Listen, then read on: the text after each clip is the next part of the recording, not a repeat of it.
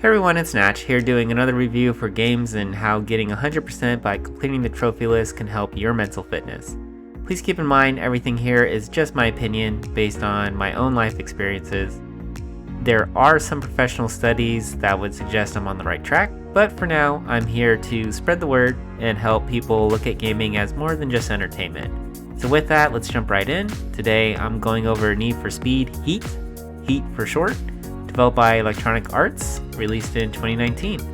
Heat can be played both offline and online. However, keep in mind that you will need to play online for certain trophies, so an internet connection will be required.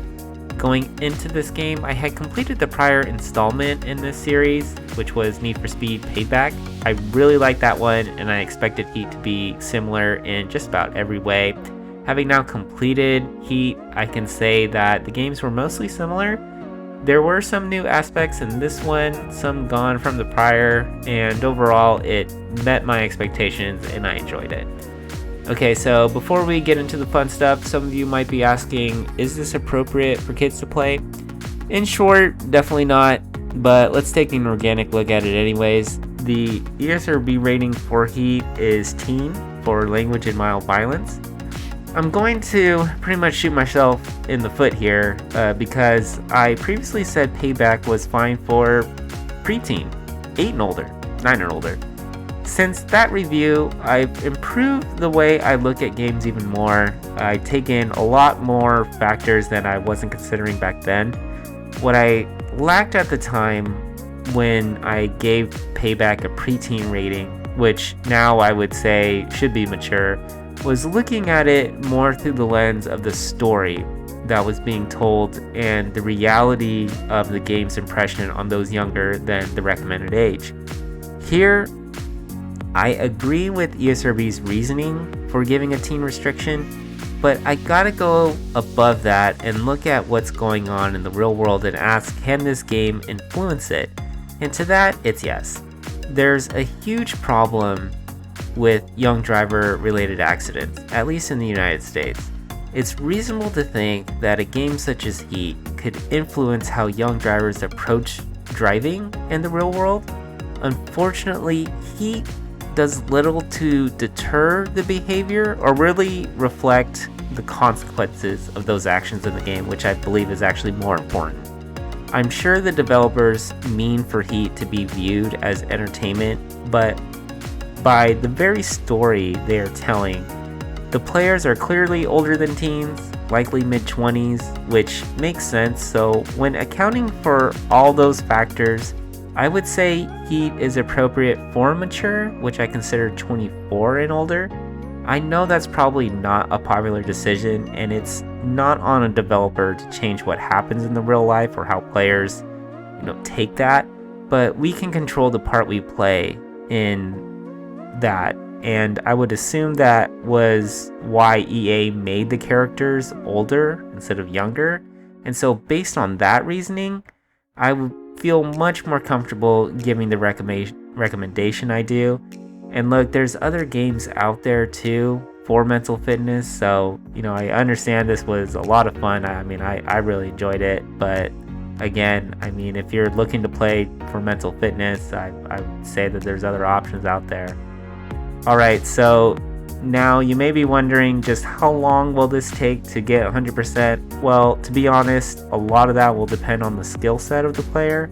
For me, I expected Heat would take me less than 21 hours to get 100%. I definitely went over that. And I know there are things that I could have done better, so it's hard for me to say just how long it would take the average person to get 100%. But it's important to know there are no cheats or known glitches to really help your completion time. But the good news is game difficulty does not affect completion time, so it can be played on the easiest difficulty, although you do need to play online for certain trophies. Your skill set won't matter there. And what I mean by that is that you're not required to place first, you're just kind of required to partake in online events with other players. The other factor to determine how long this will take to get 100% is looking at the trophy list difficulty itself. even with guides and walkthroughs, which I always suggest using if you can. I'd say Heat's trophy list is kind of hard. If you'd like to see guides I use, they will be in the video description, and I'd like to give a special shout out to the player iKriiiZz for getting me into his race club, making one of the hardest trophies to grind out super simple for me. And so, thank you. With that said, you can boost the multiplayer trophies, though you will need to find the right people to do it with. And again, you could also get the multiplayer trophies with random players, so since it doesn't really matter which way you go about it, you might as well just go for both. Try to work with friends and then also just play with random people. Okay, so now the fun stuff. As you know, the whole point of my channel is to help educate and promote gaming for mental fitness. I truly believe you can improve so many mental abilities by earning 100% in the game rather than only playing the game for fun. For Heat, I'd say its trophy list mostly improves mental reflex. And look, mental reflex is invaluable. It's your brain's automatic reaction to certain situations, a form of instinct. Think of it as something slipping out of your hands. Your instincts kick in and you would automatically react and attempt to either grab and secure the object before it hit the ground, or you move out of the way to avoid possible injury. And there's not a lot of safe and entertaining ways to improve such an ability, as it requires a lot of repetition. So being able to improve your brain's reflex by playing this game is a great way to do mental fitness, in my opinion. The trophy that best highlights this is Brightest Stars, which requires you to get 3-star ratings on all activities in the game, 3 being 3 out of 3.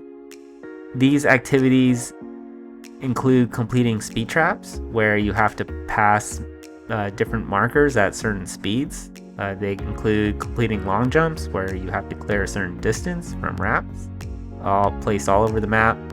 And then also where you have to earn a certain amount of points while being in different drift zones. A lot of factors go into earning 3 stars on any given activity, but the biggest variable is how you react to traffic, which makes every attempt different because you can only control how you react to them. And you got to be driving at, upwards of 180 miles an hour. So it's really difficult at times. But the better you get at your reaction timing, the more likely you'll succeed. And before we call it a wrap here, let's talk a bit about improvements.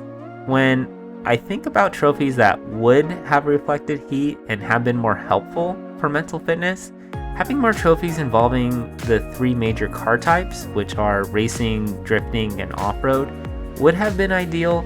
I felt it was already in place to do that, but it just wasn't implemented. I would have also liked to have a trophy involving racing with a lot of traffic. That would require an ability to create extra traffic in the game, but I felt that would have been great to have in there. I know with the way that the game was built with cops chasing you, that maybe kind of helped it, but I think just adding that extra layer of difficulty would have been great. And last thing, having a trophy where you unlock multiple, if not all, Ultimate Plus parts would have been useful, in my opinion. Okay, that's a wrap.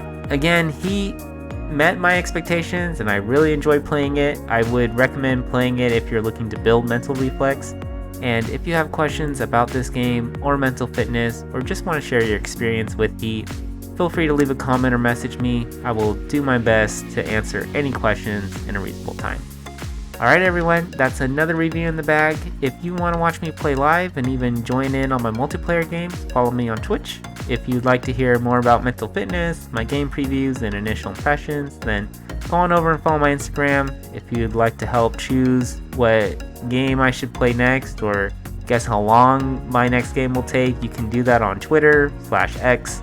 That's where I do my polls, so keep a lookout there. And finally, as always, thank you for watching, and I will see you all on the next video.